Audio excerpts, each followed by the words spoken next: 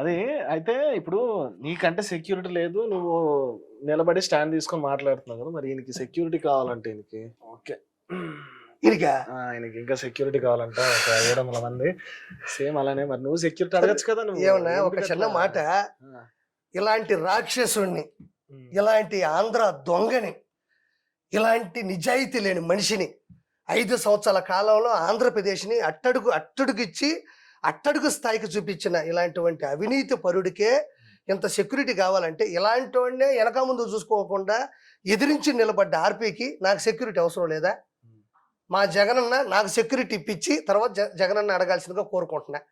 ఇంకో క్వశ్చన్ ఏంటంటే, నాకు నవ్వు వచ్చేది ఏంటంటే, ఇప్పుడు జగన్మోహన్ రెడ్డి ఒకటే ప్రాణాలా? జగన్మోహన్ రెడ్డి దగ్గర పనిచేసిన తొత్తులు ఈ ప్రాణాలు కాదా?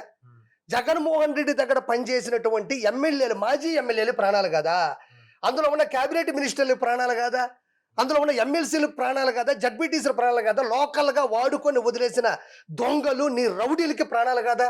ఈరోజు 164 సీట్లు కూటమితో ఈరోజు టీడీపీ ప్రభుత్వం అధికారంలోకి వచ్చింది. అంటే నేనేమంటున్నానంటే, 11 సీట్లు నువ్వు గెలిచినావు, 164 సీట్లు ఓడిపోయినారు. వాళ్ళకి ఈరోజు సెక్యూరిటీ లేదు, నార్మల్ పర్సన్స్ వాళ్ళు.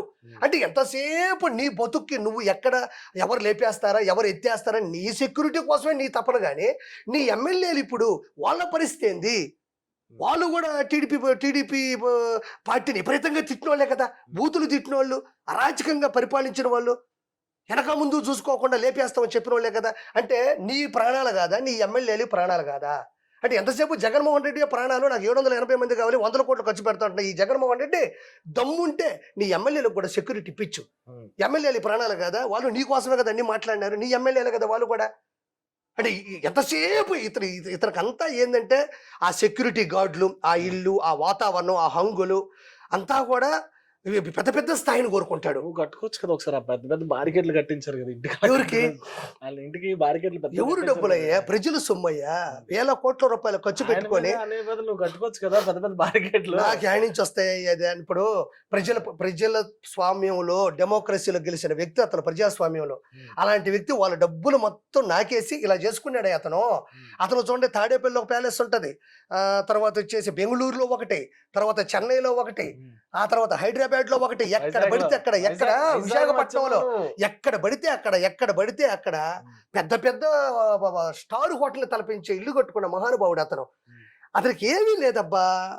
అతను కావాల్సింది ఏంటంటే బాగా బతకాలి, ప్రజల సొమ్ముతో బాగా బతకాలి. నా అంతటోటి ఈ ప్రపంచంలో ఎవడూ లేడు. నేను సీఎంని కాదు, నేను పిఎంని. అంటే నా సెక్యూరిటీ, నా హంగు, నా ఆర్భాటం చూస్తే ఓహో మోడీ గారు ఏడ సరిపోతాడబ్బా, మోడీకి మించిన డాడీ ఇతను అని జనాలు అనుకోవడం కోసమే ఈ హంగు, ఆర్భాటు.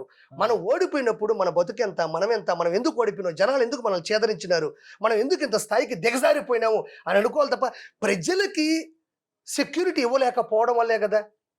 ప్రజలకి ఏ రోజైనా ఆ వైఎస్ఆర్సీపీ ప్రభుత్వంలో సామాన్య మానవులకు సెక్యూరిటీ ఉందా? వాళ్ళు ఉండడానికి ఇల్లు ఉందా? తినడానికి తిండి ఉందా? అన్నా క్యాంటీన్లు మూసేసినాడు కదా. కాబట్టి ఈ రోజు మాత్రం చాలా అమాయకంగా సెక్యూరిటీ. నేను ఒకటే అంటున్నా, నీకు ఎక్కడ థ్రెట్ ఉంది, నీకు ఏ పక్క నుంచి థ్రెట్ ఉంది అంటే, ఎంతమంది నిన్ను లేపేయడానికి వస్తే ఎంతమంది సెక్యూరిటీ కావాలా? ప్రైవేట్ సెక్యూరిటీ కూడా పెట్టుకున్నారు కదా ఆయనకి మటుకు. ఇంకా ఆయనకి స్పెషల్ గా వాళ్ళ ఇంటి దగ్గర ప్రైవేట్ సెక్యూరిటీ నేను పెట్టుకున్నారు. అదేనబ్బా, ఈ భారతదేశంలో ఉన్న అన్ని రాష్ట్రాలకి అన్ని సీఎంలు ఉన్నారు. ఏ సీఎంకి లేనంత ఆపద ఈయనకి ఎందుకు వచ్చింది అంటున్నా. ఈయన చేసిన గొప్ప పని ఏంది, ఈయన సాధించిన ఘనత ఏంది? లేకపోతే ఈయన ఆంధ్రప్రదేశ్ని స్వర్ణాంధ్రప్రదేశ్గా మార్చేశాడు కదా, ఆ ఫార్ములాని మిగతా రాష్ట్రాలు ఏమైనా ఎత్తుకెళ్ళిపోతాయని భయంతో సెక్యూరిటీ అడుగుతున్నాడా? ఆంధ్రప్రదేశ్ని నాకించేశాడు, ఆంధ్రప్రదేశ్ని సర్వనాశనం చేసినాడు. ఇలాంటి వ్యక్తి ఏం దిష్టి తగలుతుందని, ఇతని మీద ఏం దృష్టి ఉంటుందని చెప్పి సెక్యూరిటీ కావాలా? అన్నీ ఢిల్లీకి వెళ్తానంటాడు, ప్రతిపక్ష హోదా కావాలంటాడు, ప్రతిపక్ష నాయకుడిని అంటాడు. ఇప్పుడు ఈ జస్ట్ వచ్చి ఒక 45 రోజులు 50 రోజులు కూడా అవ్వలేదు. మరి వీళ్ళు ఏమంటున్నారంటే, ప్రతిపక్షంలో ఉన్న వాళ్ళు ప్రతిపక్ష హోదా అని అనుకుంటున్నారు, ఇంకా హోదా కూడా కాదు, ఏం చేస్తున్నారు ఇంకా చేయలేదని అంటున్నారు కదా. ఇప్పుడు వాళ్ళు కేతిరెడ్డి గారు కూడా సమాధానం ఇచ్చారు, కొంచెం టైం ఇవ్వండి, కొంచెం టైం ఇస్తే ఏదైనా చేసేది ఉంది, చాలా అప్పుల్లో ఉన్నారు అని అన్నారు. మరి జగన్ గారు టీం కోయిన్ టీం ఏమంటున్నారంటే, అసలు ఏం చేయట్లేదు, ఆల్మోస్ట్ 50 రోజులు అయిపోయింది, వీళ్ళు ఇంకా తినడం తప్ప ఏం చేయట్లేదు అంటున్నారు. దానికి ఏం చెప్తారు? ఇప్పుడు సూపర్ 6 అన్నారండి, ఫర్ ఎగ్జాంపుల్ ఫస్ట్ ఏమన్నారు, మేము 4,000 రూపాయలు ఇస్తామన్నారు. 4,000 ప్లస్ 3,000 7,000 ఇచ్చేసారు. మన 4,000 ఇచ్చారు, అయిపోయింది. ఇప్పుడు తల్లికి వందనం అన్నారు, అదే 15,000, అదే కదా చెప్పేది. 15,000 రూపాయలు సంవత్సరానికి ఇస్తా అన్నారు. స్టార్టింగ్ లోనే ఇచ్చేస్తాం అన్నది ఏమన్నా చెప్పున్నారా? గెలవగానే 15,000 ఇస్తామన్నారా? సంవత్సరంలో ఎప్పుడైనా ఇవ్వచ్చు.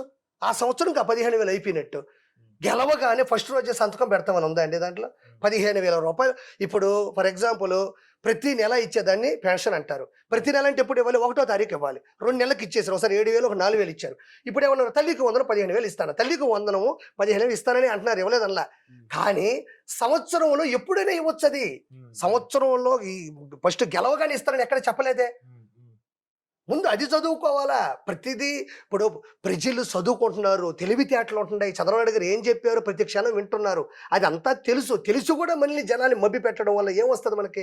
మొన్న అట చేసే కదా సచివాలయంలో ఉండే మన వాలంటీర్లు, అదే మామూలుగా వాలంటరీ వ్యవస్థని పూర్తిగా అతనే రద్దు చేసి వాళ్ళ చేత, అంటే వాళ్ళు ఉంటేనే పెన్షన్లు ఇంటికి వస్తాయని చెప్పి వాళ్ళ కావాలని ఆపేసి ముసలి ముతకల్ని అందరినీ చంపేసి చేసిన పాపమే ఈరోజు వెంటాడుతుంది.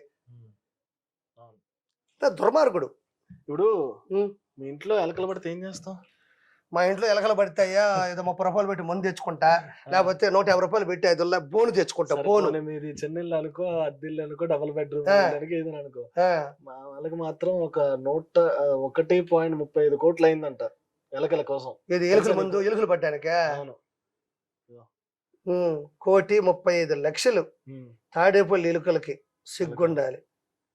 ఎలుకలు గదేనబ్బా. నేనేమంటున్నానంటే ఇచ్చలు విడిగా కట్టేసుకున్నాడు పెద్ద ఇల్లు, ఇంకేం చెయ్యాలా మరి? ఎలకలు ఎందుకంటే మరి లోపల డబ్బు ఉంటది, కొరికేస్తే మళ్ళీ ప్రాబ్లం అవుతుంది. 100% లోపల. నేను చాలా మంది చెప్పారు, నేనేం కొత్తగా చెప్పట్లే. ఇది మనోడు వైన్ షాపులు ఉన్నాయి కదా, వైన్ షాపులు డిజిటల్ పే అది లేదు కదా, అంటే ఫోన్ పే, గూగుల్ పే, దానికి GST ఏం ఉండదు కదా. ఆ డబ్బులు వస్తుంది కదా, ఆ డబ్బులంతా తీసుకెళ్లి తాడేపల్లి ప్యాలెస్ లో పెట్టుకున్నాడు. ఆ ఎలుకలు ఏదో 1, 2 లోపలికి వచ్చినాయి.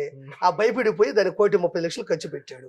అది కూడా ఈ వైన్ షాప్ డబ్బులే. ఈ డబ్బులు కూడా, ఈ 1,35 కూడా వైన్ షాప్ డబ్బులే. ఆ డబ్బులు ఖర్చు పెట్టి ఆ ఎలుకలను పెట్టాడు. మనోడు బాగా పడతాడు ఇలాంటివి. మనోడు ఎలుకలను పడతాడు. శివన్న మనోడు ఎలుకలు పట్టడానికి 1,30,00,000 ఖర్చు పెట్టాడు కదా. మీ బాబాయిని చంపినోడిని పట్టడానికి కనీసం ₹1.35 ఖర్చు పెట్టాడా? సిగ్గుండాలి ఈ జగన్మోహన్ రెడ్డికి. మళ్ళీ ఇటు పెడతాడు కాదనా. ఇప్పుడు ఒక 10 ఎలుకలో 20 ఎలుకలు ఉంటాయి శివన్న. ఎలుకలను పట్టడానికి 1,30,00,000 ఖర్చు పెట్టినటువంటి ఈ ముది పెద్ద బాబాయ్ కేసులో ఉండే వాళ్ళని పట్టడానికి ₹1.35 నాకు ఖర్చు పెట్టాడా? నువ్వు ఎట్ట గెలుస్తావు? ఏ సిగ్గుతో గెలుస్తావు నువ్వు? ఎలుకలను పట్టడానికంట సిగ్గు రోతా ఉండాలి నీకు. నువ్వే ఆంధ్రప్రదేశ్ ముఖ్యమంత్రి. నువ్వు ఎవడన్నా తప్పు చేస్తే వాడిని పట్టుకోవడానికి ఖర్చు పెట్టాలి. కానీ తప్పే ఉంది, నాకు అర్థం కావట్లేదు. తప్పే ఉంది. నేనేమన్నానయ్యా, ఎలుకలు పెట్టుకున్నా. నేను అదే అంటున్నానబ్బా. ఎలుకలకి 1,30,00,000 ఖర్చు పెట్టాడు. ఎవరు డబ్బులు పెట్టాడు, ఎందుకు పెట్టాడు? నేను అలా ఎలుకలు ఎవరింట్లో పెట్టినా కూడా ఎలుకలు పట్టుకోవడం అనేది సర్వసహజం. నేనేమంటే 1,30,00,000 కాదు, 135 కోట్లు పెట్టుకో. ఈ పాయింట్ తీసేసి నేనేమంటున్నాను, ఆ డబ్బులు ఎవరివి, ఎందుకు పెట్టావు, ఎవడబ్బా సొమ్ముని పెట్టావు? నువ్వు 1,35,00,000 రూపాయలు పెట్టి ఎలుకలు పట్టే అంత డబ్బులు నువ్వు ఖర్చు పెట్టావంటే ఆ ఇల్లు విస్తీర్ణం ఎంత, ఆ ఇల్లు సైజ్ ఎంత, ఆ ఇల్లు స్థాయి ఎంత? మన నెలలో 150 రూపాయలు పెడితే 100 ఎలుకలు పట్టచ్చు. 1,35,00,000 రూపాయలు పెట్టాడంటే ఎన్ని ఎలుకలు ఉంటాయి? ఆ ఇల్లు వ్యాసార్థం ఎంత, దాని విస్తీర్ణం ఎంత, దాని వైశాల్యం ఎంత? ఎక్కడొకటి పట్టాలా? ఎలుకలు పట్టడానికి ఉన్న నీకు శ్రద్ధ ఏం చేయు, మహా అయితే ఏదో కొడితే వెళ్ళిపోద్ది, అదే పెద్ద విషయమేం కాదు.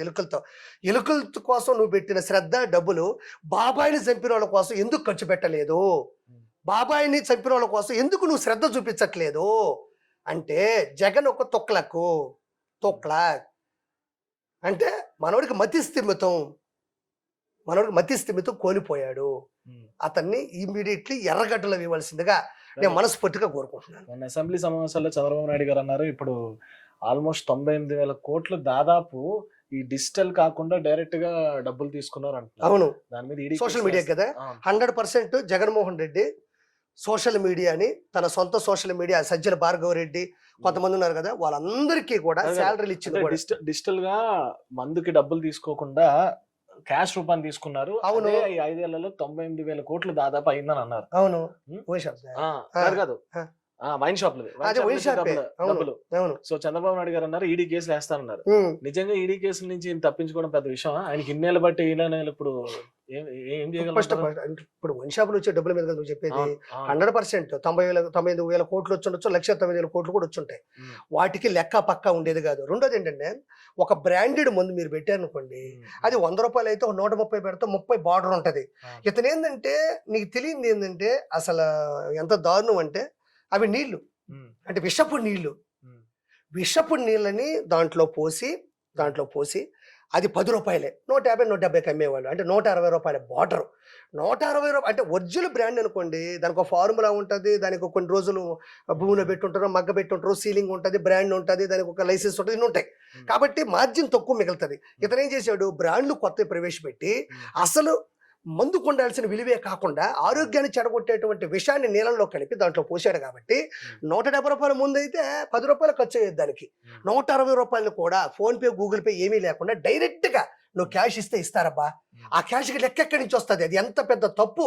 సమాజంలో ఉండేటువంటి, సమాజం మీద చేస్తున్న వ్యాపారం కావచ్చు, సమాజం మీద అమ్ముతున్న నీ మద్యం కావచ్చు, ఏదైనా కావచ్చు, ప్రజల సొమ్ముకిని ఒక ట్యాక్స్ కట్టాలా, ఒక జిఎస్టీ కట్టాలా, లేకపోతే ఇంకోటి చేయాలి అనుకుంటే నువ్వు డైరెక్ట్ గా క్యాష్ పట్టుకొని తీసుకెళ్ళి వాటికి ఎక్కడ నువ్వు ఎలా లెక్కలు చెప్తావు?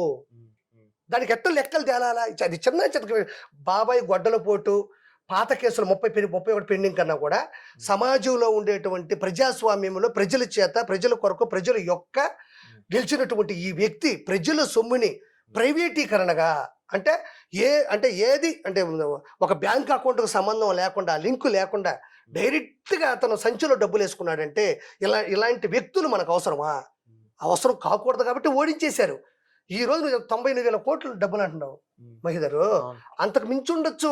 అది నువ్వు అనుకున్న డబ్బులే, అంత మించి ఉండొచ్చు. వాటికి లెక్క ఎక్కడ ఉంటుంది? ఇప్పుడు వాటికి లెక్కలు ఎట్లా తీయాలి నువ్వు చెప్పు అంటున్నా. ఎట్లా తీసుకొస్తావు లెక్కలు? ఏ పక్క నుంచి లెక్కలు తీసుకొని వస్తావు నాకు చెప్పు చూద్దాం. సో మొత్తానికి ఇప్పుడు ఈడీ కేసు వేస్తారంటున్నారు. ఈడీ కేసు వేస్తారు, బిఈడి కేసు వేస్తారు, సిడి కేసు వేస్తారు, సిడి కేసు, ఏ కేసు వేసినా మా ఊడి ఈ కేసు ఎందుకు వచ్చిందంటే అతనికి చూడు, మందు కేసు ఉంటది కదా, దాన్ని అక్రమంగా డబ్బులు సంపాదించుకోవడం వల్ల వచ్చింది ఈ కేసు. ఉంటది కదా కేసు బీర్లు, కేసు మందు, వాటికి అక్రమంగా రవాణా చేయడం వల్ల, అక్రమంగా సృష్టించడం వల్ల ఈ రోజు హాస్పిటల్లో ఉన్న ప్రతి ఒక్క వ్యక్తి ఈ మహానుభావుడు వల్ల లివర్లు కోల్పోయినోడే. లివర్లు మొత్తం జడిపినాయి ఇతని వల్ల, కేవలం ఇతని వల్లే. ఓకే.